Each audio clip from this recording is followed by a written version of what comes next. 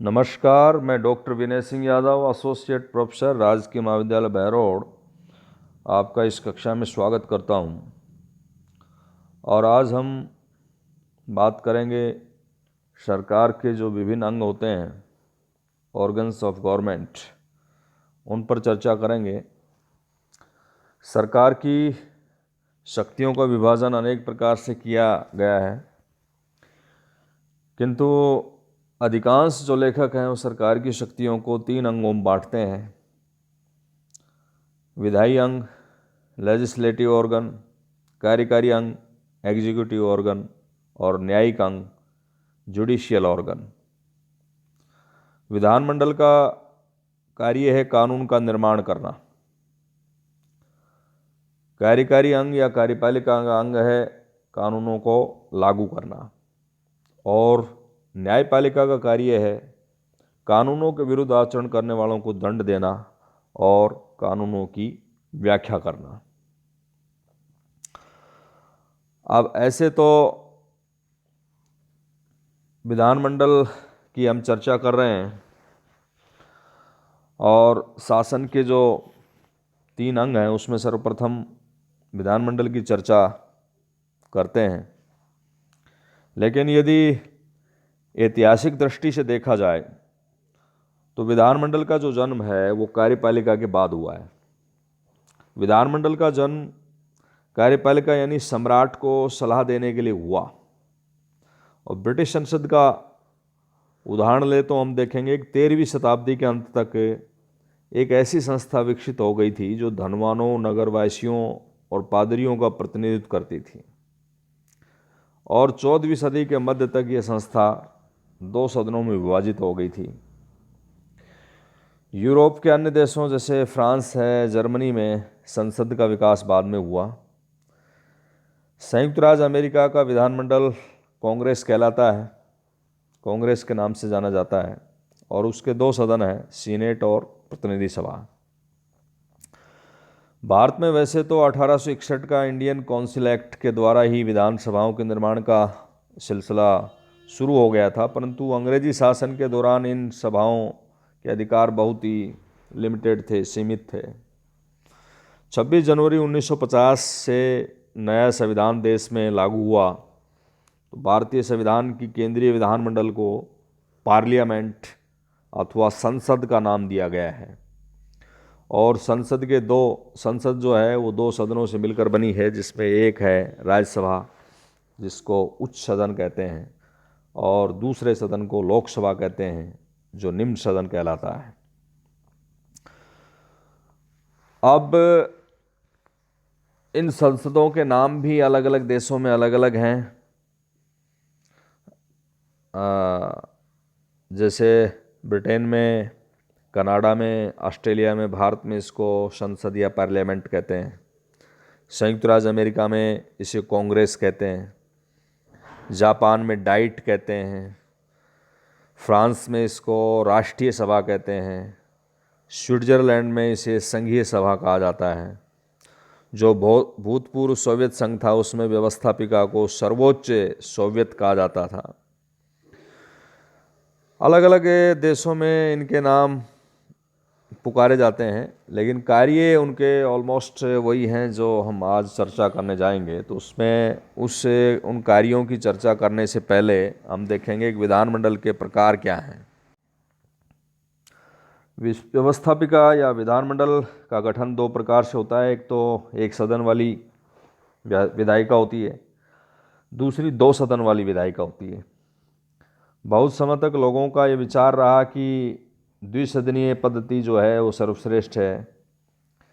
Sir Henry man नाम के विचारक हैं, वो कहते हैं कि दूसरा सदन चाहे भला हो या बुरा हो, पर न होने से बहुत अच्छा है, क्योंकि दूसरे सदन के न होने से अकेला सदन स्वेच्छाचारी या निरंकुश बन जाता है। किंतु 19वीं शताब्दी के प्रारंभ में कुछ विद्वानों ने एक सदनीय पद्धति का भी जोरदार समर्थन किया, और बेंजामिन फ्रैंकलिन के शब्दों को हम उद्धृत कर सकते हैं। उन्होंने कहा था कि विधानमंडल में 2 सदनों का होना वैसा ही है जैसे किसी गाड़ी में दोनों तरफ 2 घोड़े जोत दिए जाएं और ये घोड़े विपरीत दिशा में गाड़ी को खींचें। तो ये तर्क वितर्क चले, उसमें कुछ विद्वान एक सदनीय पद्धति को अच्छा बताते हैं, कुछ द्विसदनीय।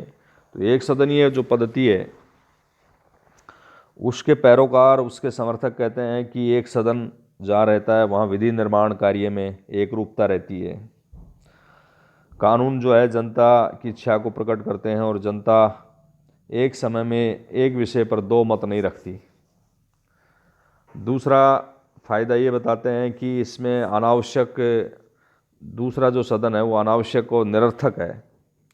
दूसरे सदन को बेकार सिद्ध करते हुए उसके आलोचक कहते हैं कि यदि दूसरा सदन पहले सदन से सहमत है, अर्थात दूसरे सदन का वैसा ही मत है जैसा कि पहले सदन का है, तो दूसरे सदन का होना बेकार है।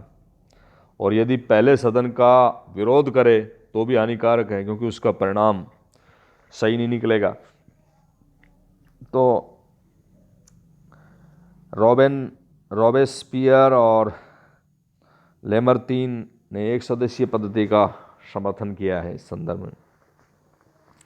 एक गुण ये बताते हैं कि संघर्ष और विरोध की संभावना नहीं रहती है।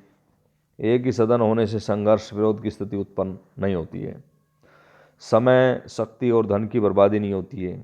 एक सदस्यीय जो विधानमंडल होता है उसके पैरोकार ये कहते हैं, उसके समर्थक ये कहते हैं कि इसमें समय, धन और शक्ति बर्बाद नहीं होती है। 2 सदन जहाँ होते हैं वहाँ जटिलता, अधिक समय और गतिरोध होता है।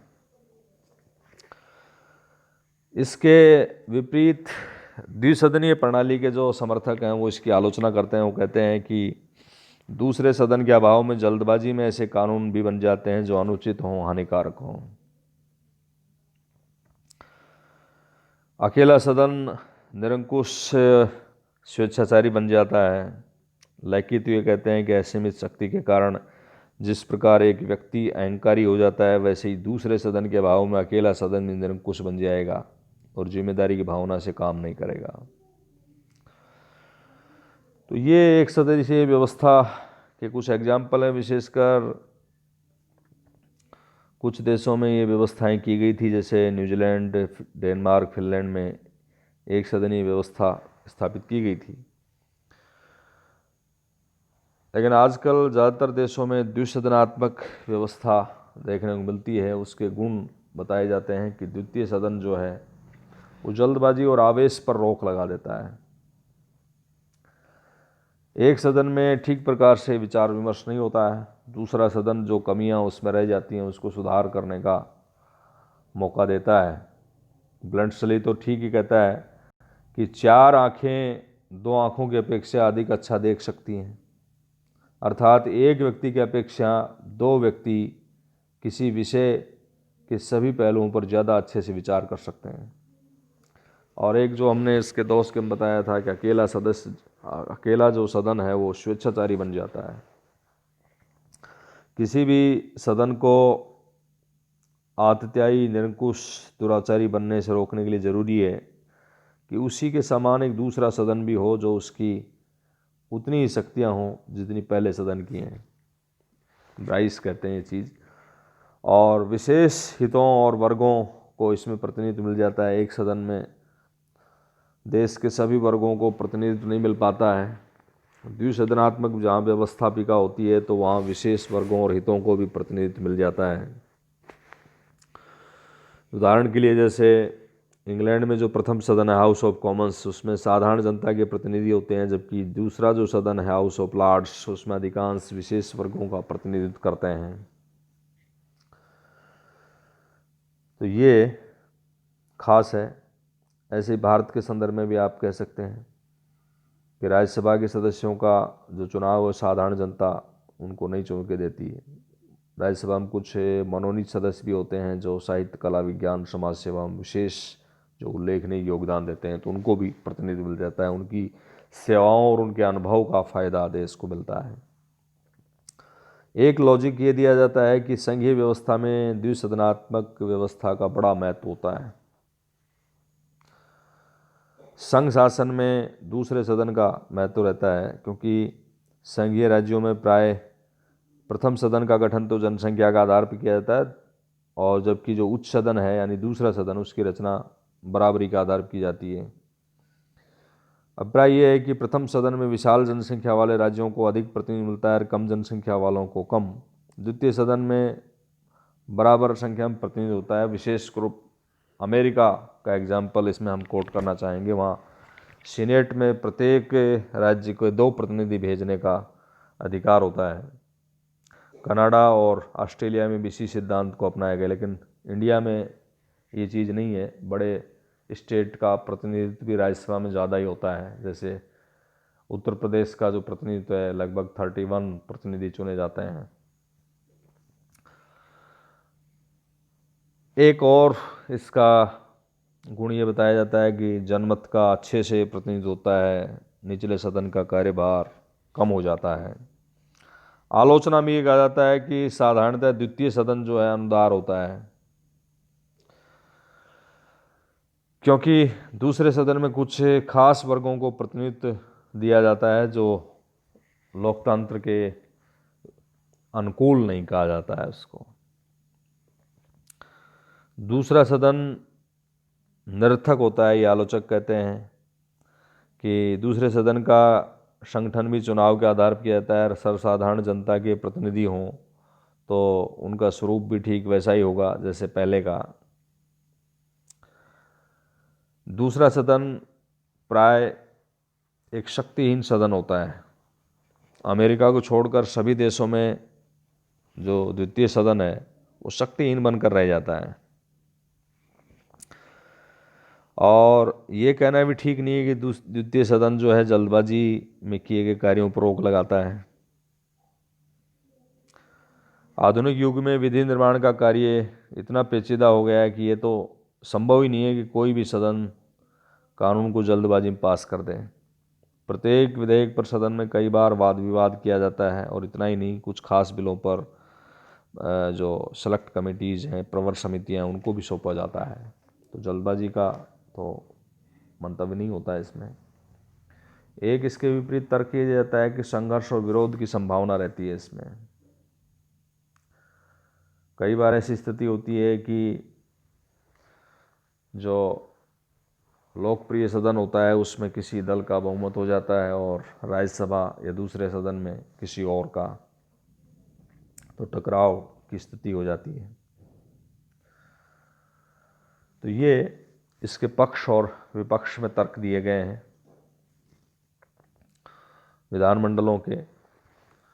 लेकिन आजकल जो अधिकांश देश हैं उनमें द्विसदनात्मक व्यवस्था मौजूद पाई जाती है, और इसी वजह से द्विसदनात्मक व्यवस्थापिका विश्व के विभिन्न देशों में लोकप्रिय है, क्योंकि ज़्यादातर संघीय व्यवस्था, बड़े देश हैं, बड़े व्यवस्थाएं हैं, तो उन व्यवस्थाओं में देश के सभी वर्गों को उचित प्रतिनिधित्व देने के लिए द्विसदनात्मक व्यवस्थापिका को अपनाया गया है। भारत में भी द्विसदनात्मक व्यवस्थापिका है। आगे हम बात करेंगे कि विधानमंडल के कार्य कौन से हैं, उनके स्पेसिफिक कार्य कौन से हैं, और एक प्रश्न ये बनता है कि विधानमंडल की शक्तियों का पतन क्यों हुआ, और विशेषकर परीक्षा की दृष्टि से ये काफ़ी पॉपुलर विषय है, तो इस पर हम चर्चा करेंगे। धन्यवाद।